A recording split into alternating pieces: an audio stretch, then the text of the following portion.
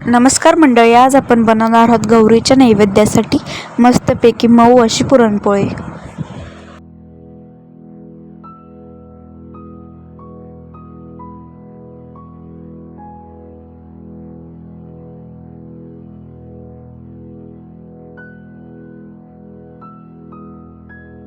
आधी आपण डाळ शिजत घालूया। एका पातेल्यामध्ये पाणी गरम करून 1 चमचा हळद व अर्धा पळी तेल टाकून उकळून घ्यायचे। पाणी गरम झालेले आहे।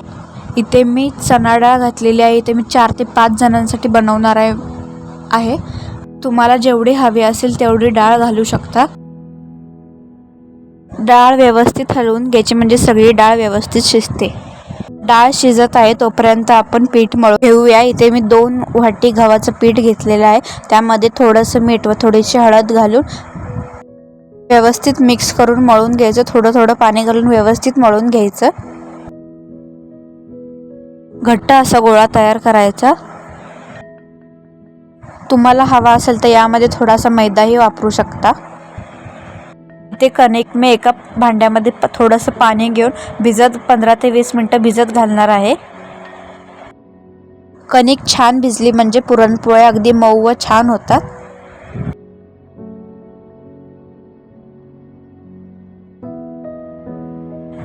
कणिक व्यवस्थित भिजल्यावर पुरणपोळ्या छान होतात।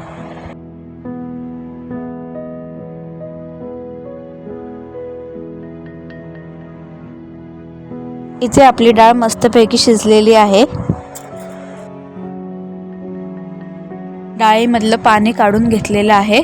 त्या पाण्याची आपण कटाची आमटी बनवणार आहोत। डाळ थंड झाल्यावर इथे 1 वाटी गूळ व वेलची पावडर घालायची आहे। व्यवस्थित मिक्स करून घ्यायचे आहे।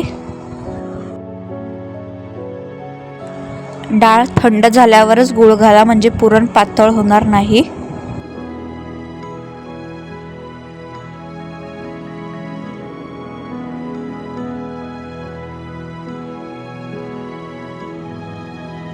आता आपण पुरण थोडंसं परतून घेऊया।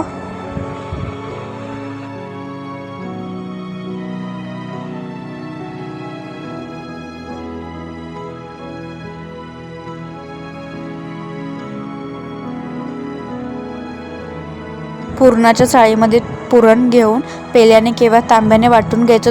थोडंसंच वाटून घ्यायचं।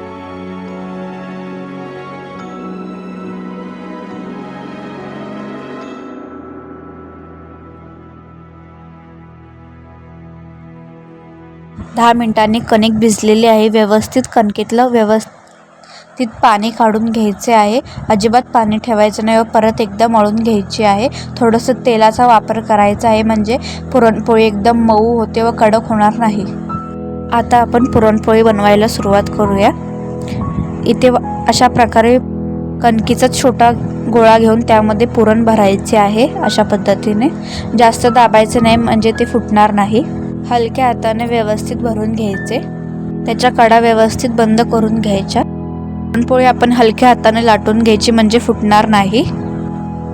तवा गरम झाल्यावर तेल लावून घ्यायचं म्हणजे पुरणपोळी चिटकत नाही। मी इथे तेलाचा वापर करते, तुम्हाला हवा असेल तर तूपही वापरू शकता। तव्याला तेल लावून घेतल्यानंतर पुरणपोळी व्यवस्थित हलक्या हाताने टाकायची। पुरणपोळी ही आपण हाताने उलटायची आहे। उलटण्याने उलटल्यावर पुरणपोळी फुटण्याची शक्यता आहे। पुरणपोळी अशी खरपूस व्यवस्थित भाजून घ्यायची आहे।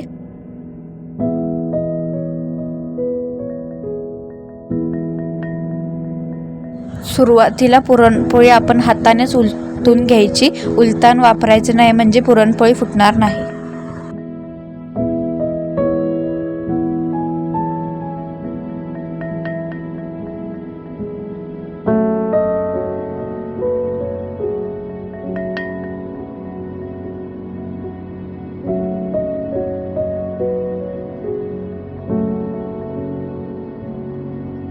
मस्त अशी पुरणपोळी फुगलेली आहे। या पद्धतीने पुरणपोळी केल्यावर पुरणपोळी अजिबात फुटणार नाही व मऊ राहणार।